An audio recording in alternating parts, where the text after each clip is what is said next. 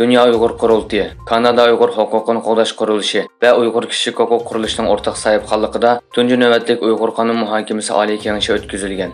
3-iyul kunidan 6-iyul kunigacha 3 kun davom qilgan mazkur yig'inga Amerika, Kanada va Angliyadan kelgan qonun mutaxassislari va advokatlar ishtirok qilib, Uyg'ur da'vosini xalqaro qonunlar orasida texim yuqori pallaga ko'tarishning yo'llarini muzokara qilgan.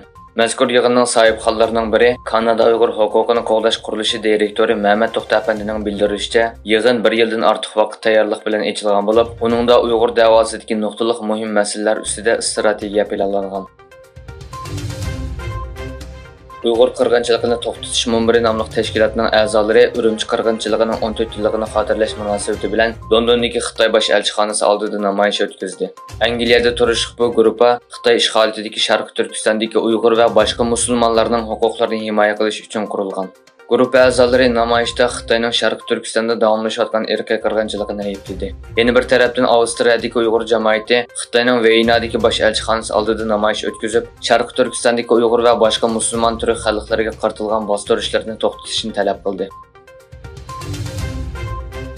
Xitoy Savdo Ministerligi bilan Tamojna bosh idorasi birlikda e'lon qilgan bir bayonotda atalmış davlat bexatarligi va manfaatini qo'llash uchun Galliya va Germaniya munosabatli buyumlarning eksport cheklamasining 1 avgustdan boshlab davlat kengashi tomonidan tasdiqlanganligi, munosabatli tijoratchilarning aloqador belgilama bo'yicha eksport ijozat rasmiyatini bajarishi hamda o'lka darajalik savdo tarmoqlari orqali Savdo Ministerligiga iltimos qilish kerakligi bildirilgan.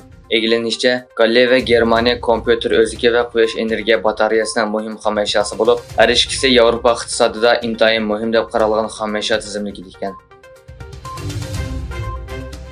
Pakistan Tashqi ishlar ministri Bilawal Bhutto Zardari Pakistan Xitoydan olgan qarzlarni vaqtida to'lanmaydi degan andishalarga qarata Xitoyning qarz to'zig'iga tushib qolmaganligini aytdi.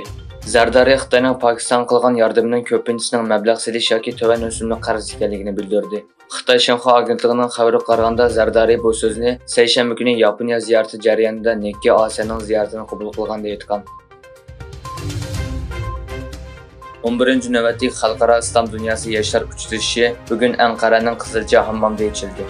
Mazkur xalqaro uchrashuvni Aljeriyada faoliyat qilayotgan Tinchlik harakati tashkilotining yoshlar sho'basi, Turkiya Anadolu yoshlar jamiyati, Falastin Hamas yoshlar harakati qatorliq xalqaro ta'sir kuchiga ega tashkilotlar birlikda tashkillagan bo'lib, yig'inga Uyg'urlarmi taklif qilindi.